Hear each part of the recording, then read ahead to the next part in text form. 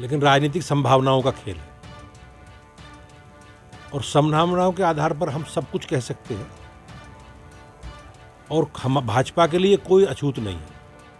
हमारे देश के प्रधानमंत्री जी का संकल्प है। भारतीय जनता पार्टी की तरफ से भी लोगों ने इस मर्यादा को लांघने का काम किया है, लेकिन वो इनके निजी विचार हो सकते हैं। लेकिन समाजवादी पार्टी के तो अधिकृत पेज से ही सब चीज़ें हुई और अखिलेश जी बचाने के लिए सड़कों पर उतर गए, डीजीपी ऑफिस पहुंच गए। तो माननीय अखिलेश यादव बहुत बड़े नेता हैं प्रदेश के। नमस्कार, आप देख रहे हैं यूपी तक और मैं हूं आपके साथ दुर्गा किंकर सिंह। इस समय हमारे साथ मौजूद हैं भारतीय जनता पार्टी के प्रदेश अध्यक्ष भूपेंद्र चौधरी जी।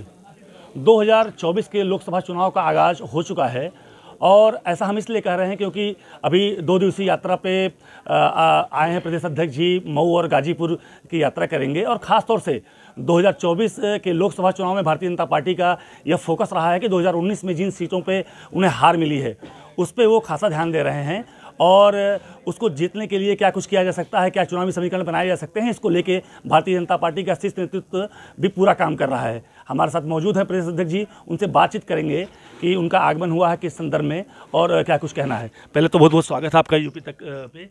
धन्यवाद आपका आगमन हुआ है और माना भी जा रहा है 2024 के लोकसभा चुनाव में काफ़ी दिन बचे नहीं हैं। ऐसे में किस तरह की तैयारी भारतीय जनता पार्टी के द्वारा की जा रही है चुनाव को देखते हुए? हमारे भारतीय जनता पार्टी में चुनाव, हमारी विचारधारा से जुड़े कार्यक्रम, हमारे संगठनात्मक कार्यक्रम, अभियान और रचनात्मक कार्य, सेवा के कार्य में लगातार भारतीय जनता पार्टी के कार्यकर्ता, हमारी पूरी पार्टी, हमारे माननीय विधायक, सांसद, मंत्री, मुख्यमंत्री, देश के प्रधानमंत्री जी 24 घंटे 12 महीने जनता के बीच में। मुझे इस भूमिका मिलने के बाद, अध्यक्ष का दायित्व मिलने के बाद पहली बार मैं मऊ और गाजीपुर आया हूँ। तो पार्टी के संगठनात्मक विषय भी हैं और उत्तर प्रदेश में 5 जगह स्थानों पर एमएलसी के चुनाव भी हैं। 3 स्थानों पर स्नातक के चुनाव हैं और 2 सीटों पर शिक्षकों के चुनाव और आगे लोकसभा का चुनाव भी है।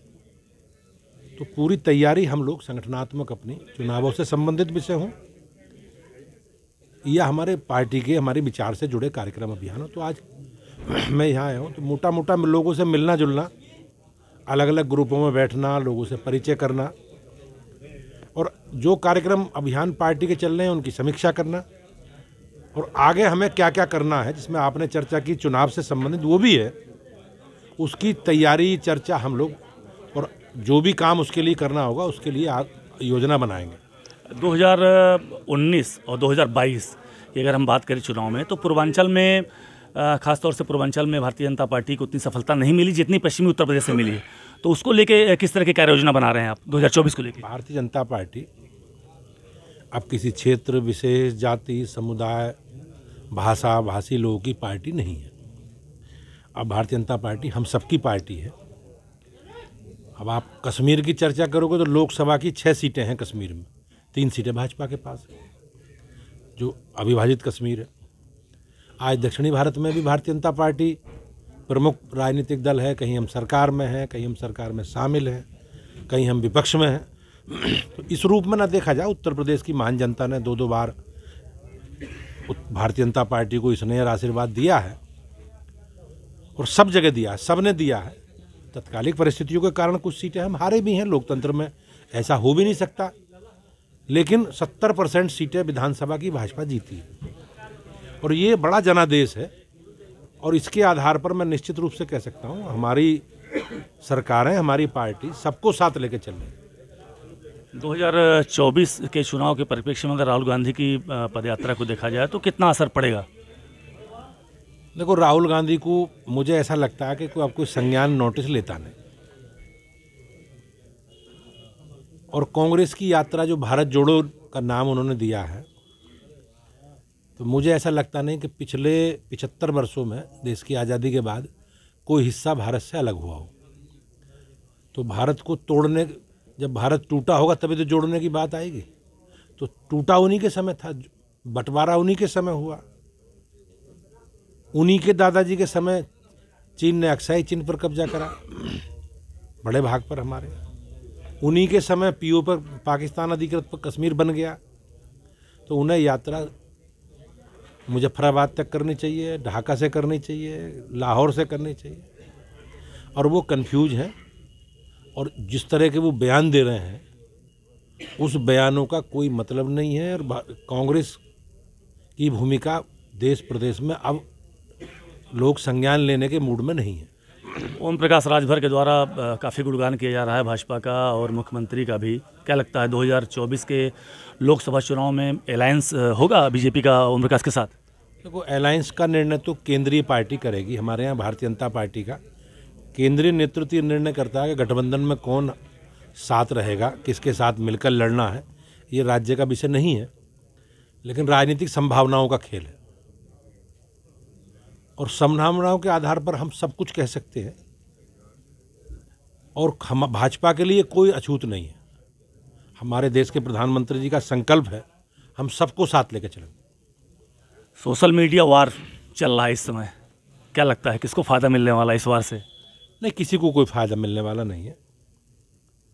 और ये हमारे लिए, सभी सभ्य समाज के लिए इस तरह की गतिविधि, इस तरह के जो आपने कहा वो ठीक नहीं है, किसी के लिए ठीक।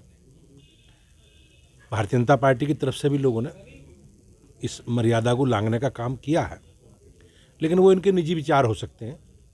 लेकिन समाजवादी पार्टी के तो अधिकृत पेज से ही सब चीज़ें हुई हैं।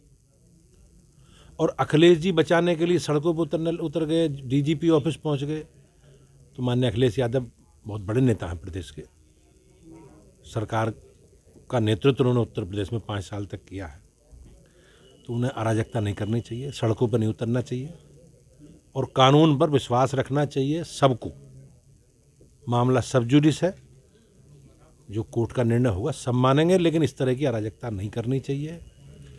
और जो इतने महत्वपूर्ण दायित्व में लोग रहे हैं, उनकी बात सुनने सब तैयार है। वो अधिकारियों से बात करते, लेकिन ये समाजवादी पार्टी में अराजकता उनके डीएनए में है। और उनके बयानों से, उनके जो पेज से जिस तरह के ट्वीट या हुए हैं, उससे ये सारी चीज़ें परिलक्षित होती हैं। लेकिन मुझे लगता है समाजवादी पार्टी इन सब विषयों का मूल्यांकन करेगी। 2019 में गठबंधन हुआ था, इस बार एक बार फिर विपक्ष मिलके महागठबंधन की तैयारी कर रहा है। क्या लगता है महागठबंधन अगर होता है तो उससे किसको फ़ायदा, किसको नुकसान होने वाला है? देखो, भारतीय जनता पार्टी पिछले लोकसभा चुनाव में 50% से ज़्यादा वोट भाजपा को मिले हैं, और लोकसभा की 80 में से 64 सीटें भाजपा जीती। और सब गठबंधन में थे, सपा भी गठबंधन में थी, बसपा भी गठबंधन में थी, कांग्रेस भी गठबंधन में थी, आरएलडी भी गठबंधन, कोई बचा नहीं था जी। तो हम लोग पूरी ताकत के साथ जनता के बीच में है भाजपा। मोदी जी और योगी जी जनता के से जुड़े विषयों पर काम कर रही हैं हमारी सरकारें। हमने अच्छा एक विकास के एक आदर्श व्यवस्था समाज के सामने प्रस्तुत की है। बेहतर कानून व्यवस्था सरकार की आई है। आज अराजकता, गुंडागर्दी, बेईमानी करने वाले लोगों का स्थान कहाँ है, ये मऊ के लोग मुझसे ज़्यादा अच्छा जानते होंगे। तो हमारी सरकारों ने हमने अपने घोषणा पत्र में, संकल्प पत्र में जनता से वायदे किए हैं, मेरे लिए गर्व की बात है कि हमारी केंद्र की सरकार मोदी जी के नेतृत्व में और प्रदेश की सरकारें सब पूरा कर रही हैं। और जनता का गठबंधन भाजपा से है, मोदी जी से है। कोई कुछ भी कर ले, उत्तर प्रदेश की, देश की महान जनता का आशीर्वाद भाजपा को मिला है और मिलेगा। बिजली कंपनियों ने उत्तर प्रदेश विद्युत नियामक आयोग को प्रस्ताव भेजा है। उसमें बिजली की दरों में एक बड़ा जो है बढ़ोतरी की तरफ इशारा है। वो प्रस्ताव अगर स्वीकृत होता है तो क्या लगता नहीं कि ऐसे समय में चुनाव है, उसके पहले इतनी ज़्यादा बिजली की दरें बढ़ेंगी तो कुछ असर पड़ने वाला है? आपने देखा होगा कि 2014 से पहले बिजली के वितरण में सरकारें वीआईपी कल्चर लागू करती थी। कुछ क्षेत्रों में बिजली आती थी, कुछ में लोग बिल देते थे, कुछ नेता लोग सड़कों पर टोपी लगा के बैठते थे, लाल हरी आंदोलन करते थे, बिजली आवे, बिल ना आवे, देना पड़े। हमारी सरकार बनने के बाद योगी जी की, हमने बिजली के वितरण में एक पारदर्शी व्यवस्था लागू की है और शासनादेश अनुसार बिजली की पर्याप्त सप्लाई, जो भी सरकार का आदेश है, हमने उसे बेहतर करने का काम किया है। जहाँ तक बिजली महंगी सस्ती की बात है, सरकार को निर्णय करना है, लेकिन हमारा संकल्प है कि बिजली सबको मिले और बिजली की सप्लाई नियमित हो और एक रोस्टर के अनुसार हो और जो शासन का आदेश है उसके अनुसार हो, लोगों को लाभ उसका मिल सके। जहाँ तक बिजली विद्युत के रेटों का विषय, सरकार को इस पर निर्णय करना है, लेकिन मुझे विश्वास है सरकार जनता के हितों में का ध्यान में रखते हुए इस पर निर्णय लेगी। ये थे हमारे साथ भारतीय जनता पार्टी के प्रदेश अध्यक्ष भूपेंद्र चौधरी जी, जिन्होंने तमाम मुद्दों पे हमारे साथ बात करी। अखिलेश यादव से लेके राहुल गांधी की पदयात्रा को लेके, अखिलेश यादव द्वारा जो इस समय उनकी पार्टी में जो छिड़ा हुआ है सोशल मीडिया वार को लेकर, उसमें भी उन्होंने कहा है कि कानून पे भरोसा रखना चाहिए और जो कुछ भी होगा कानून के दायरे में होगा। भारतीय जनता पार्टी सबका साथ और सबका विकास लेकर काम कर रही है। और यही जो अभी बिजली के दरों में बढ़ोतरी का प्रस्ताव आया है नियामक के पास, उसको भी लेके इन्होंने कहा है कि सरकार जो भी करेगी बेहतर करेगी और सभी को विश्वास करना होगा सरकार पे। दुर्गा किंकर सिंह, यूपी तक, मऊ।